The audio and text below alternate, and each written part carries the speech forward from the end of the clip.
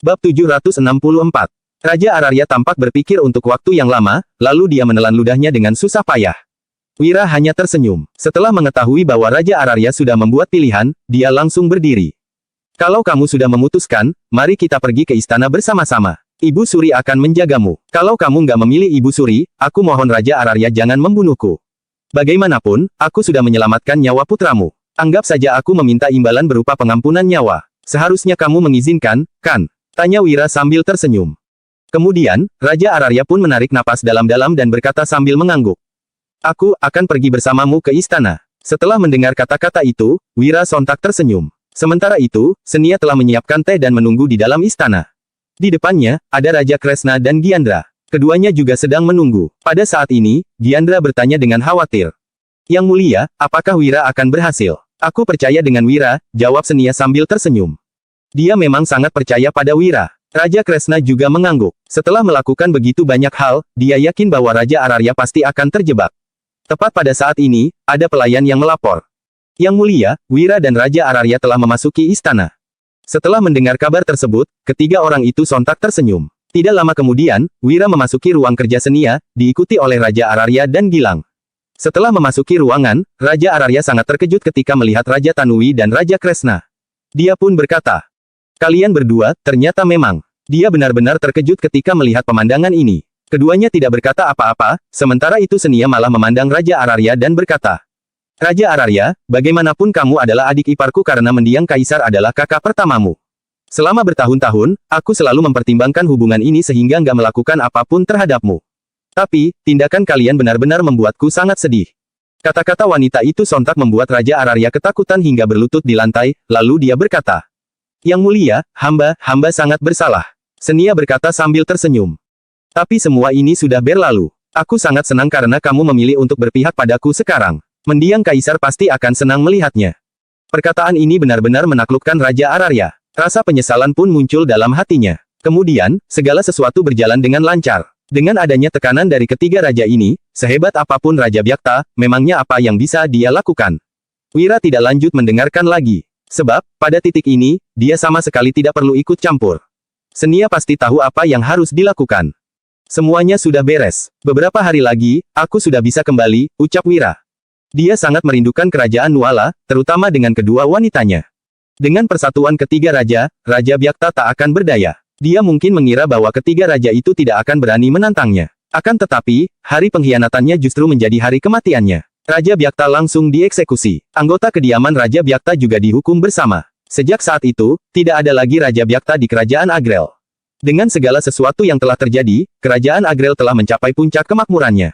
Di dalam rumah, Gilang berkata dengan gembira. Ibu Suri sangat senang. Besok, istana akan mengadakan pesta besar, pastikan kamu hadir.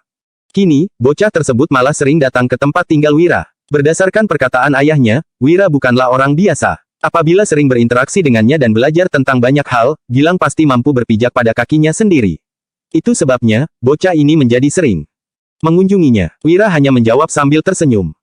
Baiklah, tenang saja. Setelah pesta besok, semua urusan mungkin juga telah berakhir. Bab 765. Dewina datang berkunjung pada tengah malam. Saat ini, matanya tidak bersinar ceria seperti biasanya. Sebaliknya, sorot matanya memancarkan kerinduan dan keengganan. Sekarang, semuanya sudah berakhir, kamu mau kembali ke kerajaan Nuala, ya? Tanya Dewina sambil memandang Wira. Hatinya terasa sedikit tidak rela. Ya, tentu saja aku ingin kembali, jawab Wira sambil tersenyum. Dewina kian sedih mendengarnya. Dia bertanya lagi. Apa kita masih bisa bertemu? Setelah bergaul dengan Wira selama beberapa waktu ini, Dewina akhirnya benar-benar tertarik pada pria itu. Para wanita selalu menyukai tipe pria yang cerdas dan bisa tetap tenang di saat krisis.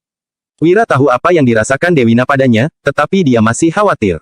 Waktu itu, dia sudah berjanji menikahi Dian tanpa seizin Wulan. Kali ini, dia tidak ingin melakukan kesalahan yang sama. Namun, Wira harus mengakui bahwa Dewina benar-benar menyentuh hatinya. Dia sudah banyak membantunya. Apapun bantuan yang diminta Wira, wanita itu selalu menyanggupinya. Biasanya, Dewina selalu terlihat ceria. Tak disangka, hari ini dia akan terlihat begitu sendu.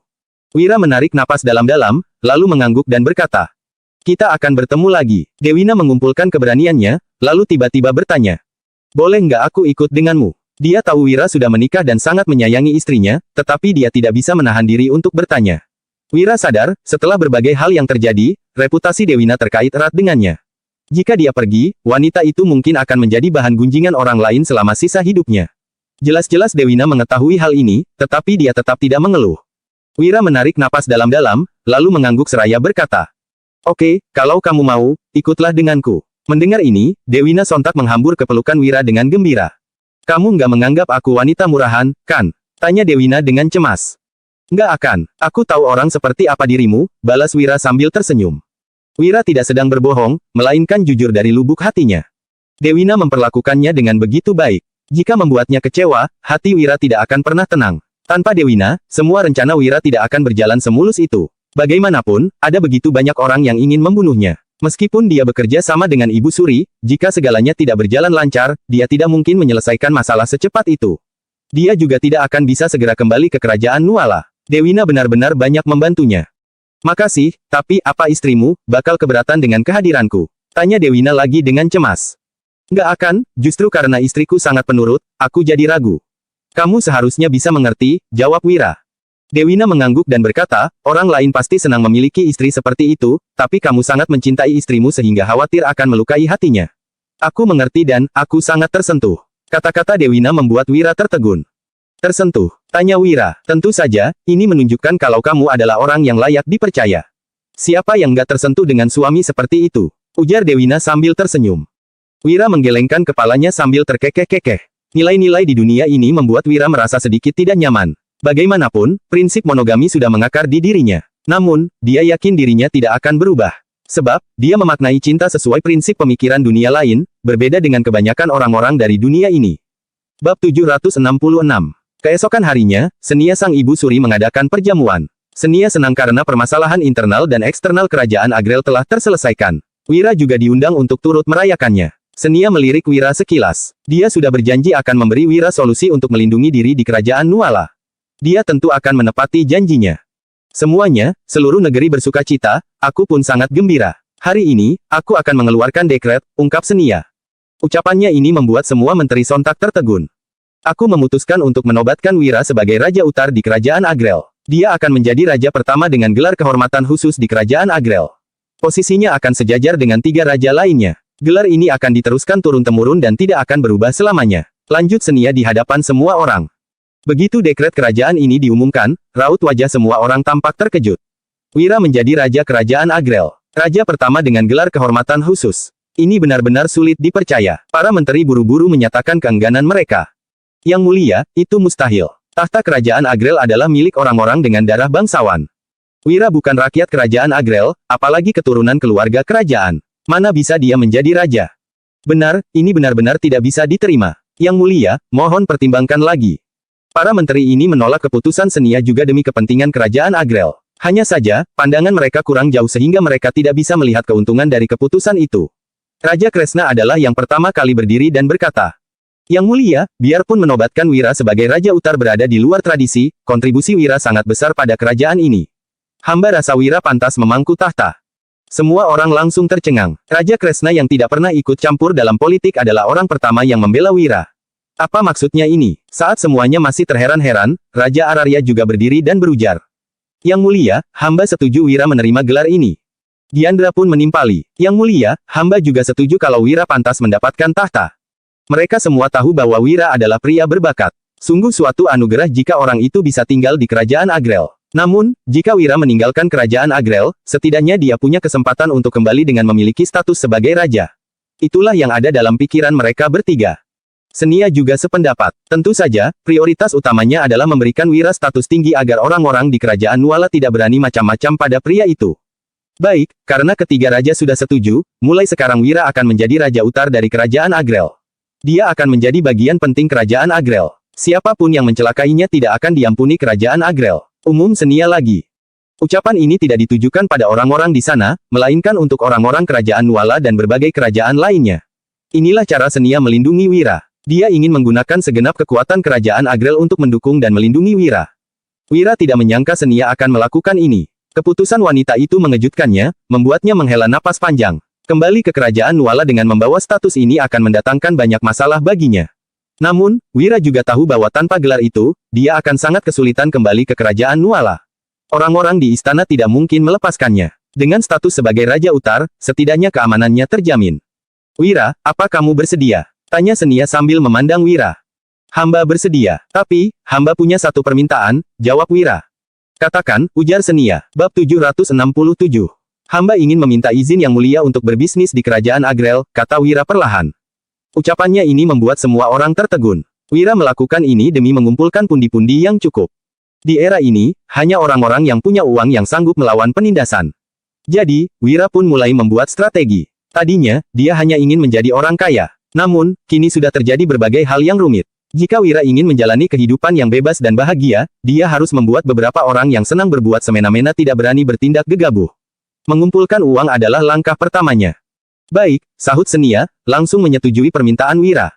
Bisnis Wira di kerajaan Agrel otomatis juga akan membantu perekonomian kerajaan Agrel. Ini akan menguntungkan kedua belah pihak. Tak lama, perjamuan itu pun berakhir. Berita tentang perjamuan malam itu tersebar ke kerajaan Nuala keesokan paginya dan sampai ke telinga Raja Bakir. Ardi si penasihat kanan langsung berkata, Yang mulia, Wira dinobatkan sebagai Raja Utar oleh kerajaan Agrel. Takutnya, dia sudah mengkhianati kerajaan Nuala. Kita tidak boleh berbelas kasihan pada orang itu. Dimas si Menteri Perindustrian juga menimpali. Ya, Yang mulia, Wira sudah berani bergabung dengan kerajaan Agrel. Dia dan seluruh keluarganya harus dihukum atas kejahatan itu. Mendengar ini, Kemal si penasihat kiri buru-buru berkata, Yang mulia, saat ini kita baru mendengar Wira dianugerahi gelar itu, tidak berarti dia benar-benar setuju. Terlebih lagi, Wira pasti menjalani hari-hari sulit di kerajaan Agrel. Dengan status ini, dia setidaknya punya jaminan. Hamba rasa dia menerima gelar ini karena dia juga ingin kembali ke kerajaan Nuala secepat mungkin. Meski berkata begitu, Kemal merasa sangat tidak senang. Wira telah melakukan banyak hal yang menyebabkan kedengkian Raja Bakir. Kemal bahkan tidak akan terkejut jika Wira memilih untuk tinggal di kerajaan Agrel. Namun, dia percaya pada pria itu. Iqbal berkata bahwa Wira adalah pribadi yang menghargai cinta dan berbudi luhur. Dia tidak mungkin meninggalkan istri, keluarga, dan orang-orang dusun Darmadi. Jadi, Kemal yakin bahwa Wira akan kembali. Selain itu, Kemal diam-diam juga turut gembira bagi Wira. Dengan statusnya sekarang, Wira dapat melindungi dirinya sendiri dimanapun dia berada. Setidaknya, istana tidak akan berani mempersulit Wira. Sebab, siapapun yang berani mencelakai Wira akan memancing kemarahan kerajaan Agrel. Jika kedua kerajaan kembali berperang, itu akan sangat merugikan kerajaan Nuala. Wajah Raja Bakir menjadi sangat muram. Dia tidak menyangka Wira akan diangkat menjadi Raja Utar di kerajaan Agrel. Wira menjadi raja dengan gelar kehormatan khusus pertama dalam sejarah kerajaan Agrel.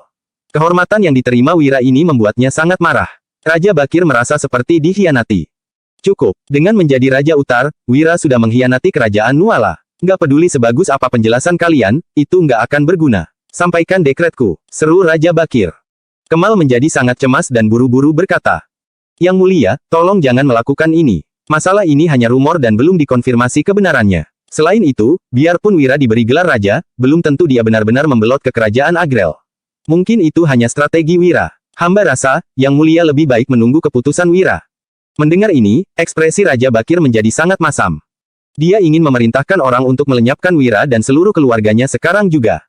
Setiap orang yang berada di pihak Wira harus ditundukkan. Namun, Raja Bakir tidak bisa mengabaikan ucapan Kemal. Dia tahu bahwa Kemal dan sekutunya berusaha melindungi Wira. Kali ini, dia ingin melihat apa yang sanggup dilakukan orang-orang ini untuk Wira. Jika ada orang yang melanggar batasan, Raja Bakir tidak peduli meski ibu kotanya akan digenangi darah. Baiklah, aku akan menunggu. Kuharap Wira nggak mengecewakanku, tandas Raja Bakir. Setelah mengatakan itu, dia langsung pergi dengan raut muram. Di saat yang sama, berita tentang Wira yang diangkat menjadi raja oleh kerajaan Agrel juga sampai ke telinga banyak orang di kerajaan Nuala. Putro, Iqbal, Yuda dan lainnya juga mengetahuinya. Mereka terkejut sekaligus cemas. Bagaimanapun, mereka paling tahu orang seperti apa Raja Bakir itu. Bab 768. Wira tidak mengetahui pergolakan di kerajaan Nuala. Saat ini, dia sedang sibuk mengatur bisnisnya di kerajaan Agrel. Menghasilkan uang adalah hal yang terpenting. Dengan dukungan keluarga kerajaan, segala sesuatunya menjadi mudah. Wira mendirikan bisnis di kerajaan Agrel dan menamainya Toko Sederhana. Nama ini akan digunakan untuk berbisnis di kerajaan Agrel. Wira tidak akan menyerahkan teknologinya kepada kerajaan Agrel, melainkan berencana membentuk saluran bisnis. Bagaimanapun, masih ada hubungan bisnis antara kerajaan Nuala dan kerajaan Agrel. Sebagai Raja Utar, Wira bertanggung jawab atas Toko Sederhana secara keseluruhan. Namun, toko di ibu kota akan dikendalikan oleh Raja Kresna secara pribadi. Wira cukup tenang dengan pengaturan ini. Usai mengurus beberapa hal, Wira dilanda kerinduan untuk pulang. Dia mempersiapkan segala sesuatunya dengan baik, lalu memimpin orang-orangnya kembali ke kerajaan Nuala. Hati-hati di jalan, 3 raja datang secara pribadi untuk mengantar Wira pergi. Bahkan, Senia juga mengutus seseorang untuk mengantarnya. Meskipun mereka bukan orang kerajaan Nuala, Wira cukup dekat dengan mereka setelah beberapa lama bergaul bersama. Dia lumayan tersentuh melihat begitu banyak orang datang mengantarnya. Perpisahan bukanlah akhir, kita akan bertemu lagi di masa depan, ujar Wira sambil menangkupkan tinjunya. Dia pun segera membawa orang-orang yang datang bersamanya meninggalkan kerajaan Agrel. Namun, ada tambahan 1 orang yang ikut dengannya. Dia adalah Dewina. Ayah, aku, lirih Dewina sambil memandang Raja Kresna dengan sedikit enggan. Pergilah, aku nggak khawatir kalau Raja Utar ada di sisimu, ujar Raja Kresna sambil mengulum senyum. Dengan tatapan sayang, dia mengusap lembut kepala Dewina. Iya, sahut Dewina. Kemudian, dia naik ke atas kuda putihnya dan melambaikan tangan. Rombongan itu melajukan kuda dan berderap meninggalkan kerajaan Agrel. Biarpun Wira kembali ke kerajaan Nuala, di sana nggak aman, ujar Raja Kresna sambil menghela napas. Bisa dibilang, Wira sudah dianggapnya sebagai menantu. Dia tentu saja mengkhawatirkan pria itu. Tenanglah, anak itu sangat cerdik, hibur Raja Ararya sambil memicingkan matanya yang masih memancarkan kengerian. Baik pergi maupun pulang, Wira sama khawatirnya. Dia tahu informasi bahwa dia dinobatkan menjadi Raja Utar pasti sudah menyebar ke kerajaan Nuala. Namun, Wira tidak ingin mengkhawatirkan apa pendapat istana sekarang. Saat ini, dia hanya ingin segera pulang ke Dusun Darmadi. Kak Wira, apa kita bakal langsung pulang? Tanya Danu dengan tatapan riang. Bagaimanapun, dia sudah pergi terlalu lama. Sejak Wira pergi ke Provinsi Jawali untuk menjemput Wulan, mereka belum pernah kembali selama setahun. Sebaik apapun keadaan di luar, Danu masih lebih senang tinggal di Dusun Darmadi. Iya dong, sahut Wira sambil tersenyum gembira. Tanpa halangan apapun, sekelompok orang itu meninggalkan kerajaan Agrel dan segera memasuki wilayah kerajaan Nuala.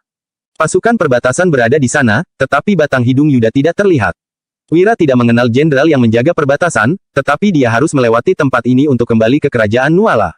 Gerbang kerajaan Nuala sudah di depan mata. Dilihat dari kejauhan, ada sekitar 100.000 pasukan yang ditempatkan di sini. Formasi ini cukup mengintimidasi.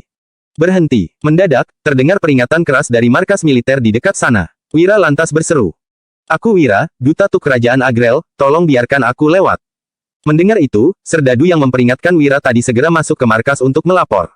Tak lama kemudian, sebuah tim yang terdiri dari 500 orang melangkah mendekat. Bab 769.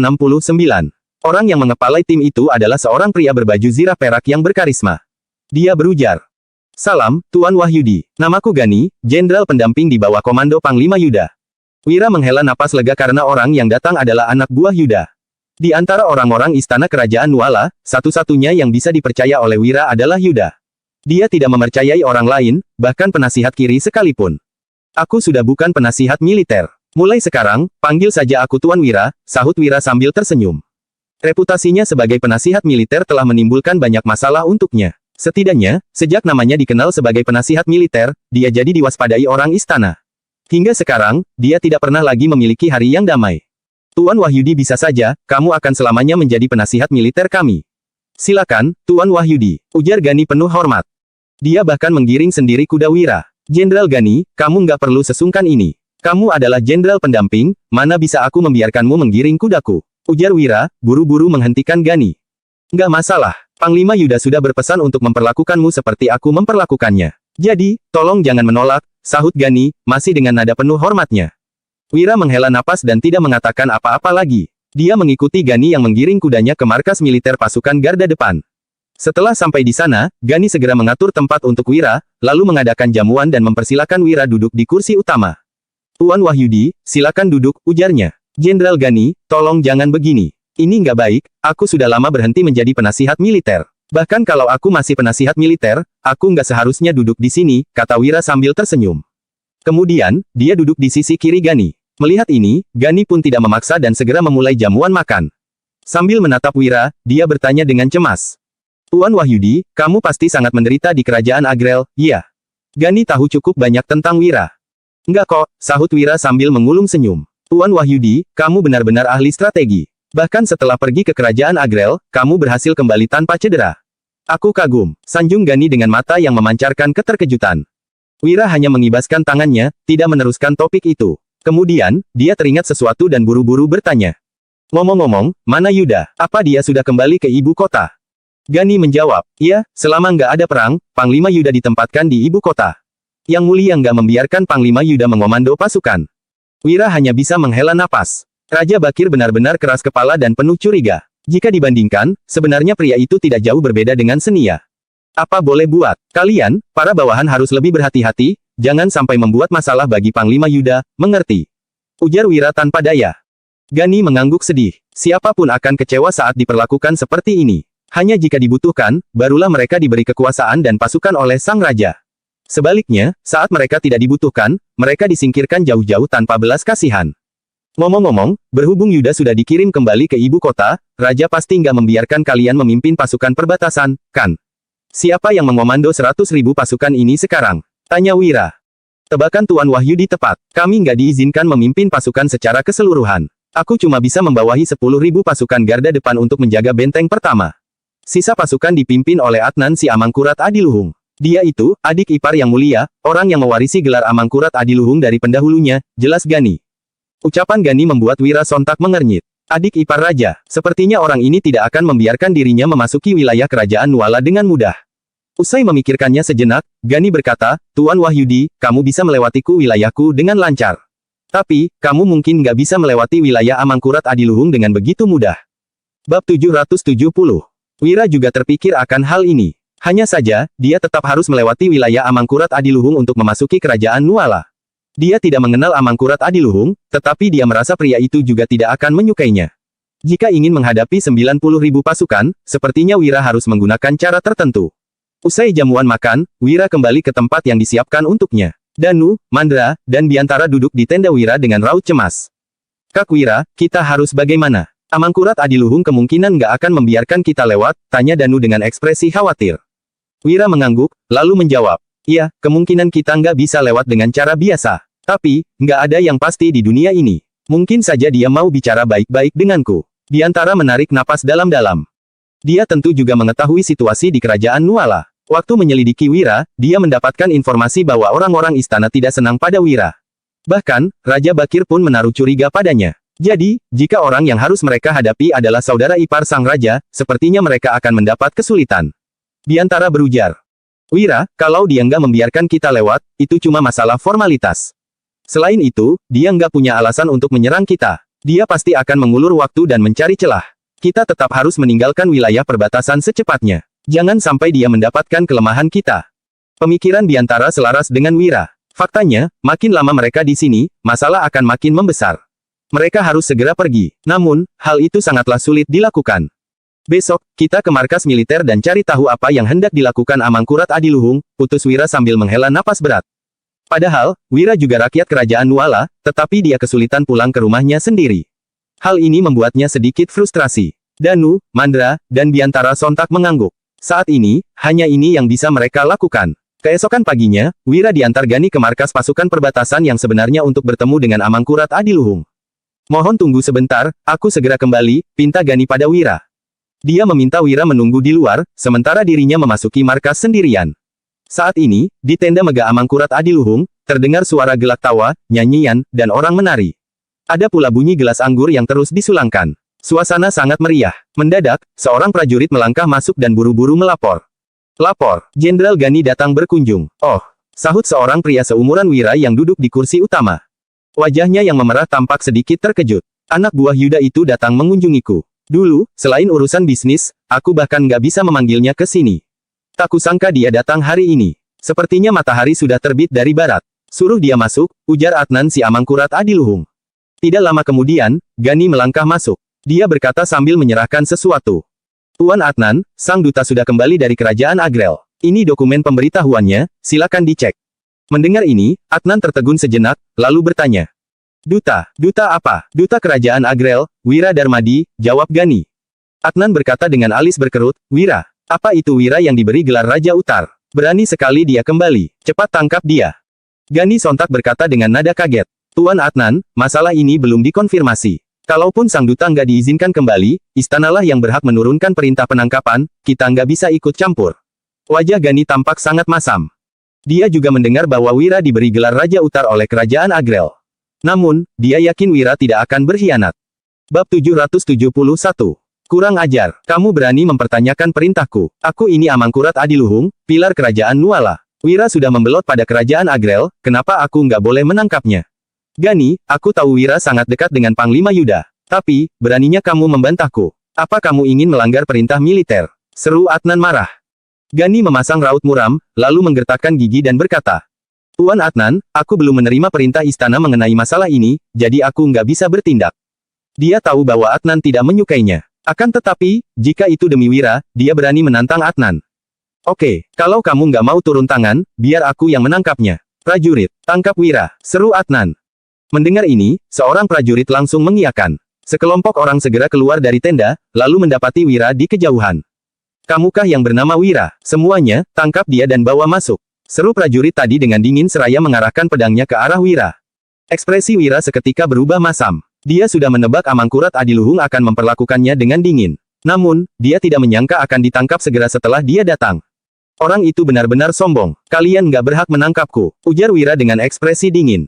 Saat ini, Danu sudah maju sambil menggenggam pedang Treksa. Jika orang-orang ini berani menyerang, Danu akan langsung menghabisi mereka. Melihat Danu melindungi Wira, para prajurit itu juga mendengus dingin. Kamu berani melawan, cari mati, cepat tangkap dia, seru pemimpin para prajurit itu.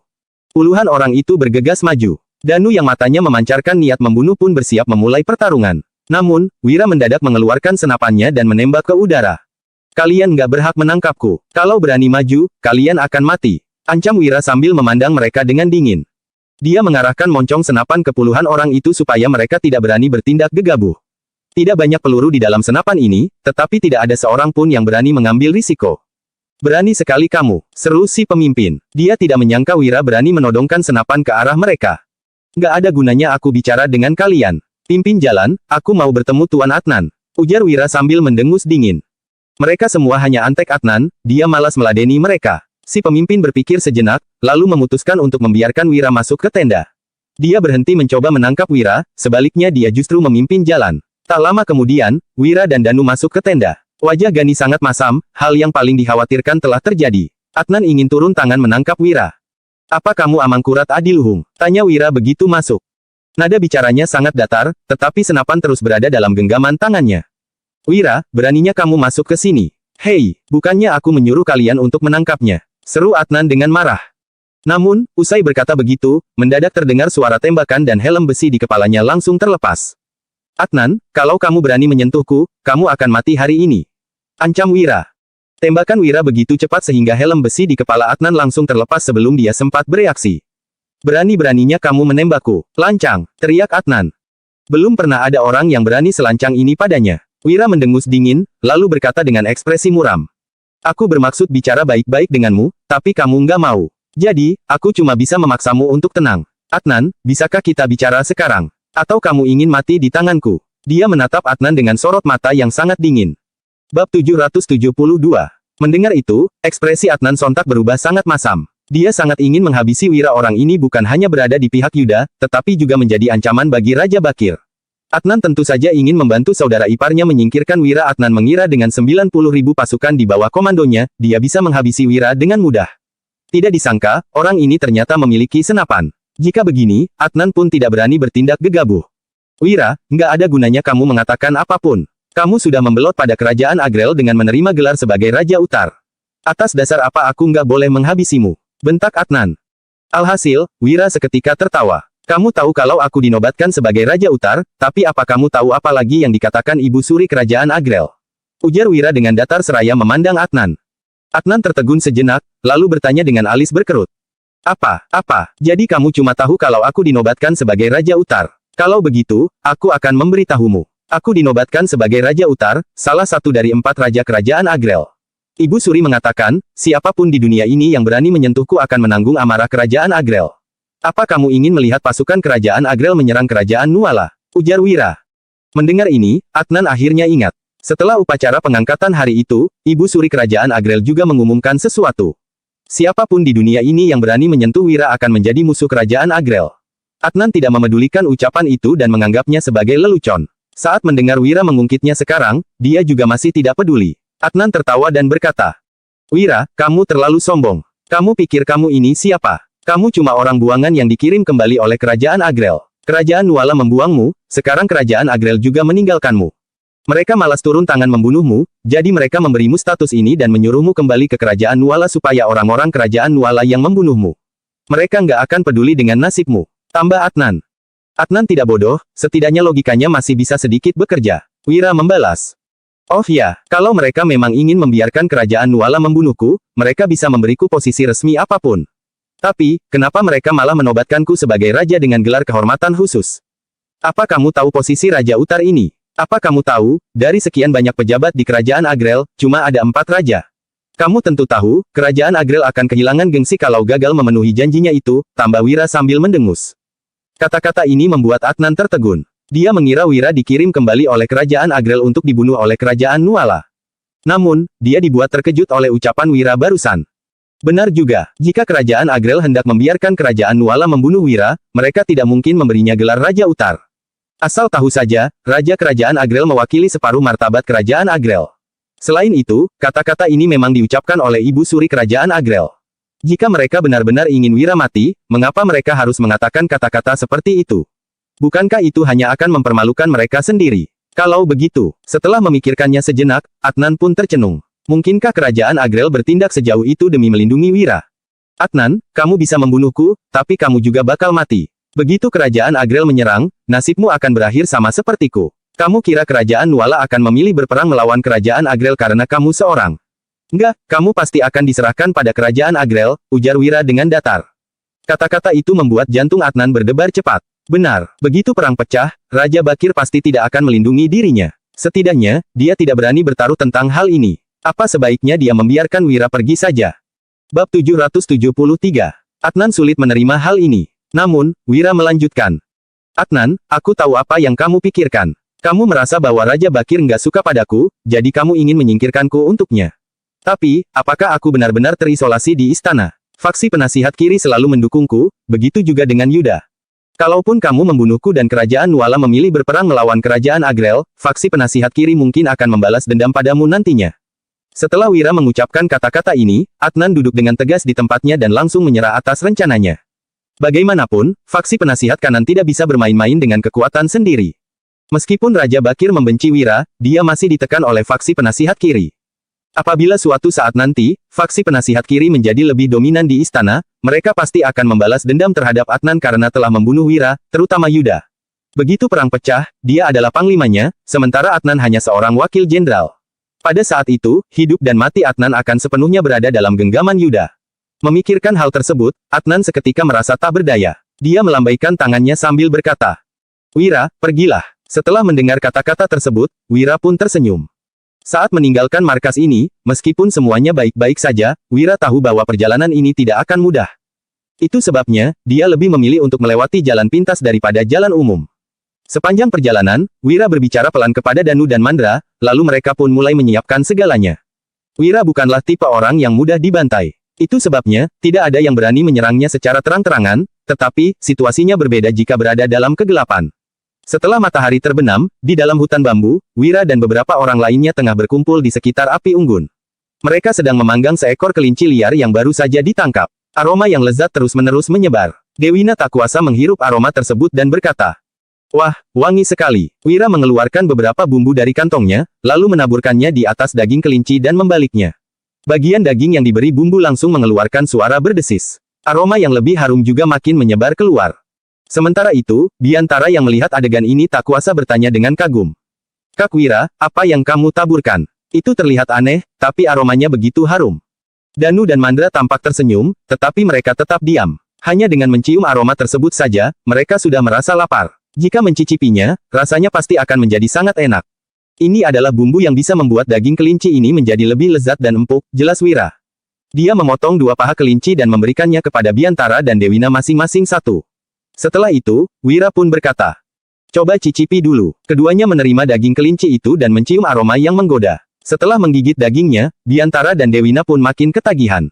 Kak Wira, kamu benar-benar pandai memanggang. Puji Biantara. Sementara itu, Danu yang berada di samping berkata sambil tersenyum bangga.